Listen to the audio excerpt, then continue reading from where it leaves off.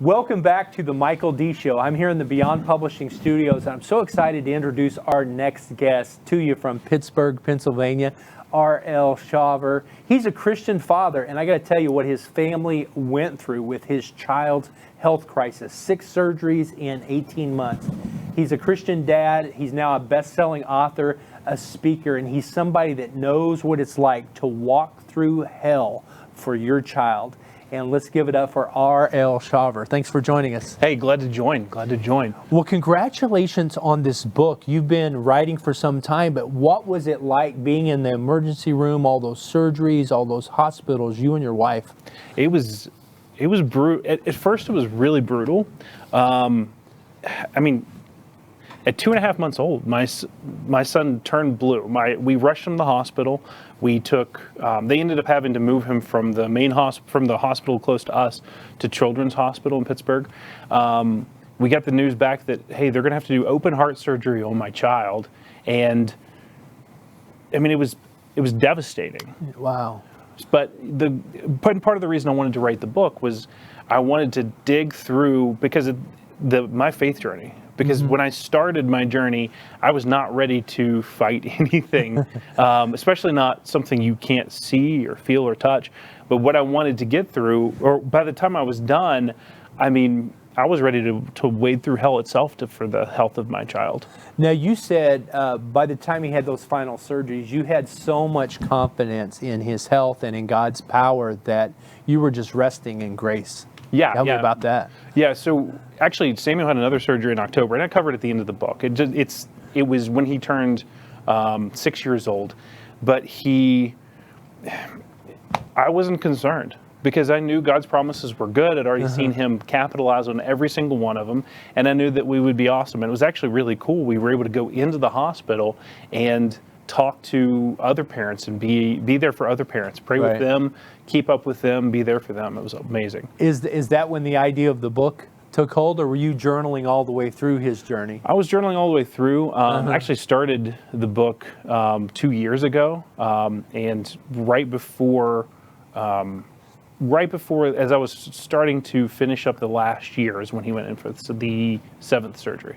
I know you've pre-sold a ton of copies, and the print books are launching, and you decided, this was your idea actually. I've never had an author come with all of our books we've published, come to me with this idea. You put it out to a vote for your tribe and your designer on which book cover to go with, and they were both so good, we decided to go with both of them. Yeah, and it was one of those things. It was like certain people loved this copy, and we're going to make this the hardcover. Certain people loved this copy.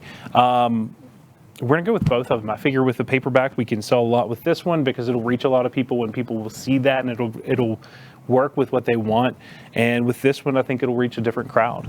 Yeah, you have a lot of friends and family and church friends that know you personally. Right. So how's Samuel now? Samuel's amazing. Yeah. When he had the valve replacement in October, since then, he's just, you can't keep him still. He's all over the place. He's running, he's jumping. Wow. It's crazy. That's just great. So I know you're speaking everywhere now, and you're getting opportunities to go out and do online things as well. What are the types of support groups and parent groups? Because, I had a child that was in the hospital for over 6 months who's fine now. But during that time, it was hard for me, as I was a divorced dad and not with him at the time. It was hard for me to rest in God's grace and give that to God, because I couldn't always be there. His mom was there. I couldn't always be in the surgery or, when he was getting treatment and everything. Right. So what advice do you give a parent in that situation, be they single or be they if they have a support group and family? Yeah, that's a really difficult situation. I'm sorry you had to go through that. Yeah. There's a couple things. One, you need really good, solid people around you, people who can listen to you, people who will listen and not just give advice, but just listen and be there. And that's actually one of the couples that I covered in the book was a couple who they would show up at the hospital, they would bring us food, they would, my buddies Dave and Karen, they would just show up. And sometimes we just stared at the wall because we were in so much pain because of our kid.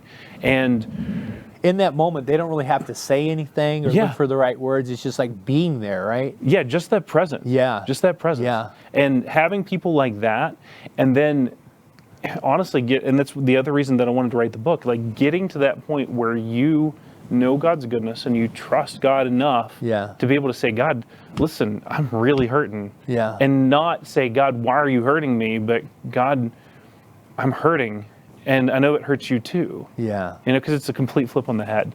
Wow. So the doctors, I know you prayed for the doctors that they would do the right things, and you had trust in God and you had trust in the doctors. So, RL, what's the main thing you speak to people when you go out to a church or a group and speak? One of the biggest things I wanted to cover is, that I want to talk to people about is spiritual warfare. Because really, when you're dealing with something that you can't fight, you can't punch in the face. Everybody, Yes, right. we're as guys, we like to punch things if in the face. somebody tries to kidnap your kid, you know how to handle that. We'll but chase you them couldn't- down, we'll rip them apart. But like when something's attacking your kid and it's a heart defect or cancer or something like that, how do you fight that? And that's one of the things I wanted to dig in for people is how do you wage war against that? That's powerful. And you go deep into it in your book and then also on your live streams and on your social media and your website. So how do people find you and follow you if they want you to speak on their podcast or to their group? How can people connect with you? Well, the easiest way is my website, rlshawver.com, and nobody can spell my last name.